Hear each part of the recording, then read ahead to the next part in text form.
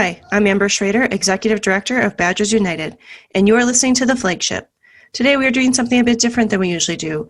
As the COVID-19 crisis lives front and center of the state's consciousness, we are seeing UW-Madison on the forefront of our public health response. From the researchers who are working night and day to find treatments for the virus, to dormitories which are being converted into hospital beds, our flagship university is at the heart of our healthcare efforts. Beyond just research and facilities, UW-Madison alumni are many of the medical professionals who will be treating patients.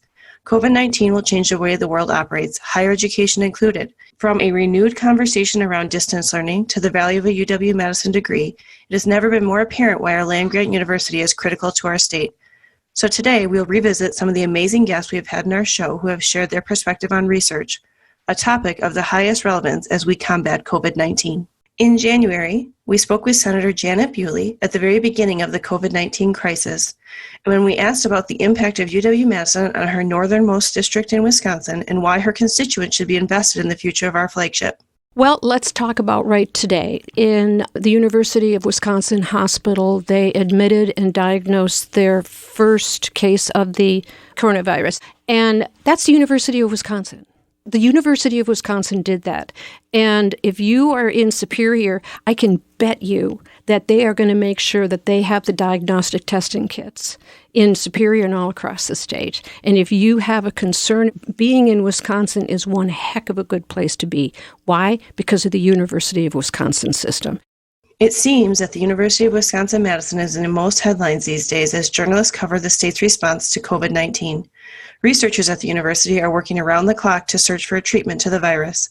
Additionally, branches of the university have transitioned into creating essential supplies such as hand sanitizer and face shields. The university has even opened up dorms to house crucial healthcare workers. These contributions are exceptional and have shown an incredible capacity to respond to this crisis. It's important to remember that the University of Wisconsin-Madison has, for decades, produced research and innovation that makes the world we live in today a better place.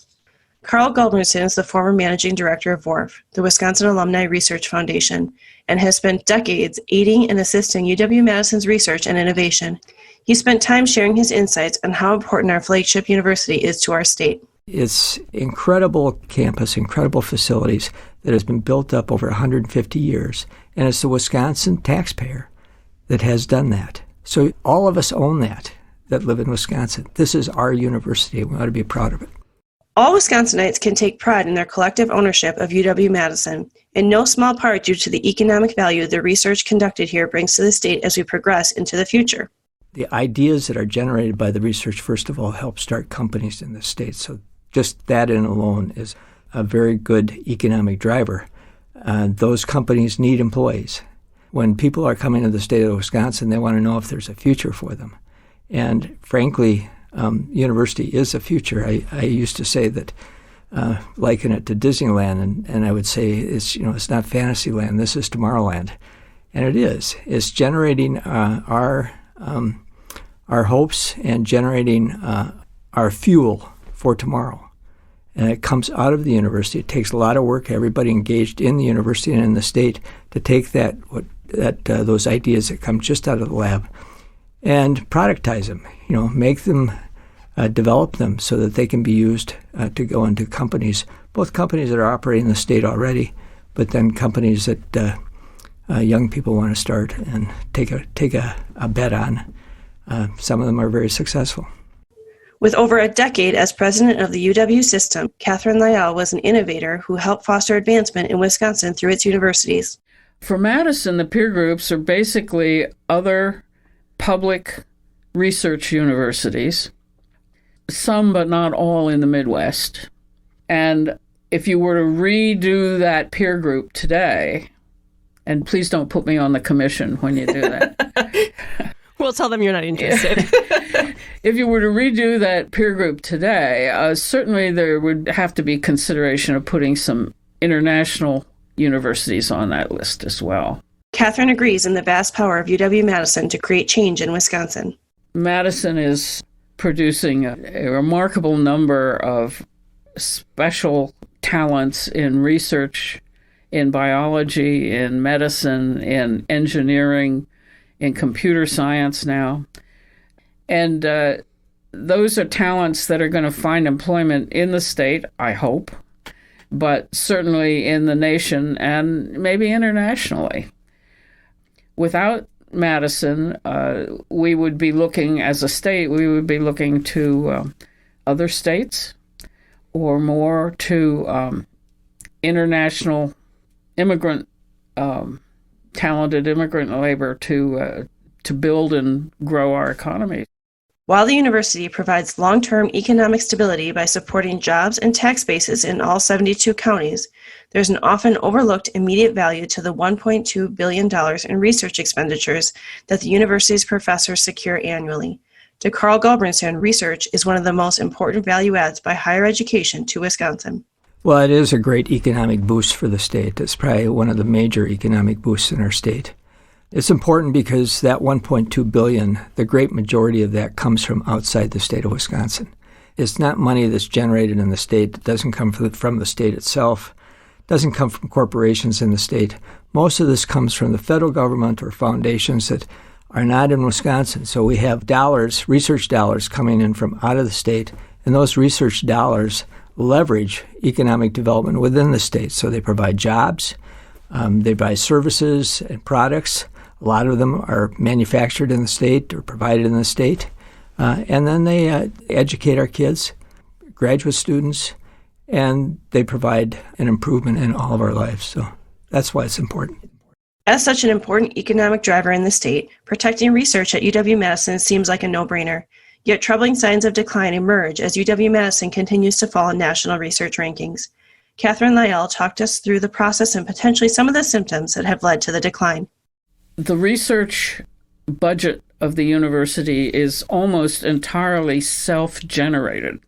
That is, the university gets research funds by having hundreds and hundreds of faculty write grant proposals, submit them competitively to foundations and national organizations, and win those competitions. When we start dropping in our success rates in those competitions, it's a sign that we're losing key faculty, and it's also a sign that the competition is not. Or maybe it's a sign that they're hiring our key faculty in some cases. So that research budget drives all kinds of ancillary spending locally in the state and is a real engine of growth. Cultivating a successful faculty whose research will spark innovation and create business in our state is necessary for our economic future. Educating our students is critically important, but only a part of the value UW-Madison professors bring to the table. I don't think people understand completely what faculty do. And when they're committed faculty, they're there because they want to do research and they want to teach. And some people will criticize them because they may teach only 2 courses, but they're doing a lot of things. They come here to do research. And so when they aren't teaching, they're doing research in their labs. They have graduate students and postdocs. They're teaching the graduate students and the postdocs how to do that research and how to become successful people in the research careers. When they're not doing that, they're writing for grants. And that brings in the $1.2 billion that the university uses as an economic leverage to help fund this economic engine for the state. So we want them doing research, we want them writing grants, and we want them being successful at obtaining grants, and they are very successful at that. Progress is alive and well at UW-Madison, as the university today is the state's #1 resource in combating COVID-19. It has never been more apparent why our flagship university is a critical component of the state's economic and public health infrastructure. As UW-Madison drives a national response to COVID forward, Wisconsin residents are the ones who benefit. The idea that all of us derive value from the university is rooted in the Wisconsin idea. Well, the Wisconsin idea is that the results of research that occur at the university actually end up helping everyone in the state. So, the ideas of the university are not just ideas that sit within the confines of the university, but they extend out to the borders of the state. And today, they extend globally. But citizens of Wisconsin get first crack at it, and it benefits them, I think, immensely. As we battle the worst public health crisis in our lifetimes, the research done here in Wisconsin will be critical to the health and safety, not just of our state, but of our nation. It is important that we recognize that value as citizens. What we are capable of doing seems sometimes to be kind of weird, but it will always circle back and come home to us someday. And you're going to go, oh my God, that's right. They discovered that or patented that, and it helps me out.